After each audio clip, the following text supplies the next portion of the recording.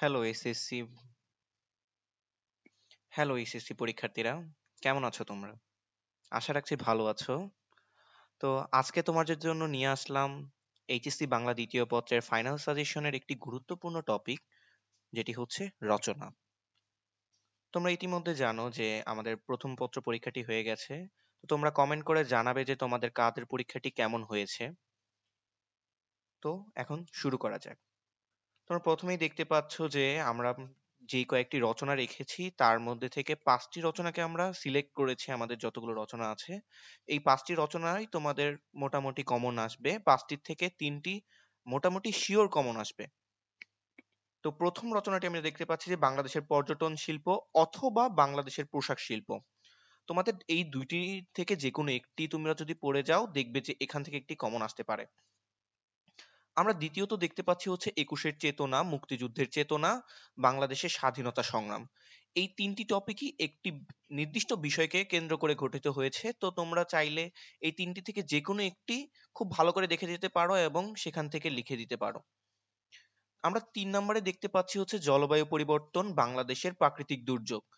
এখান থেকে তোমরা হচ্ছে বর্তমান যেহেতু বন্যা পরিস্থিতি, তোমরা এটা একটু গুরুত্ব সহকারে পড়তে পারো। যেহেতু হচ্ছে বন্যার কবলিত এখন স্থানগুলো খুবই বাজে অবস্থায় রয়েছে, সেজন্য এখনকার রিসেন্ট টপিক থেকে যদি তারা প্রশ্ন করে তাহলে এখান থেকে প্রশ্ন করতে পারে। ৪ নম্বরে আমরা দেখতে পাচ্ছি যে আধুনিক প্রযুক্তি ও বাংলাদেশ, ইন্টারনেট ও আজকের বিশ্ব। যেহেতু বাংলাদেশ বর্তমানে স্মার্ট বাংলাদেশের দিকে ধাবিত হচ্ছে, সেই ক্ষেত্রে হচ্ছে তোমার হচ্ছে এখান থেকে আসার চান্সটাও অনেক বেশি। ঠিক আছে? তারপর আমরা ৫ নম্বরে কি দেখতে পাচ্ছি? মানব কল্যাণে বিজ্ঞান, বিদ্যুৎ ও আধুনিক জীবন। ঠিক আছে? সে আধুনিক জীবন থেকে আমরা ৩ টা টপিক ওয়াইজ আমরা রচনা নির্ধারণ করেছি। সেই ৩ টা হচ্ছে যে কম্পিউটার এবং আধুনিক সভ্যতা, কৃষিকাজে বিজ্ঞান এবং চিকিৎসা ক্ষেত্রে বিজ্ঞান। এই ৩ টি থেকে একটি আসার চান্স অনেক বেশি। ঠিক আছে?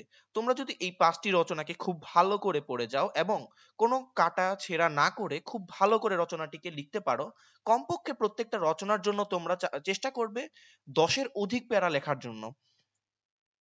প্রত্যেকটা রচনার প্যারাতে একটা করে রেফারেন্স দেওয়ার ট্রাই করবে এবং সেই রেফারেন্সের এগেইনস্টে একটা করে উদাহরণ দেওয়ার ট্রাই করবে। তাহলে তোমার রচনাটি আরো মানসম্পন্ন হবে এবং তুমি এতে নাম্বার আরো বেশি পাবে। এছাড়াও এই ৫ টির বাইরে যদি কেউ এখন এই মুহূর্তে তুমি পড়তে চাও, তাহলে আমি আরো কয়েকটি রচনা দেখাচ্ছি। সেটি হচ্ছে স্বপ্নের পদ্মা সেতু এবং অর্থনৈতিক উন্নয়ন। এটি বাংলাদেশের রিসেন্ট টপিকের থেকে আসতে পারে। তো তোমরা এটা দেখে যেতে পারো। তাছাড়াও করোনা উত্তর বিশ্ব অর্থনীতি ও বাংলাদেশের বৈশ্বিক মহামারী বাংলাদেশ, এটি তোমরা দেখে যেতে পারো। ৮ নম্বরে আমরা দেখতে পাচ্ছি স্বদেশ প্রেম এবং দেশপ্রেম এবং অধ্যবসায়। তো স্বদেশ প্রেম এবং দেশপ্রেম থেকেও আসতে পারে।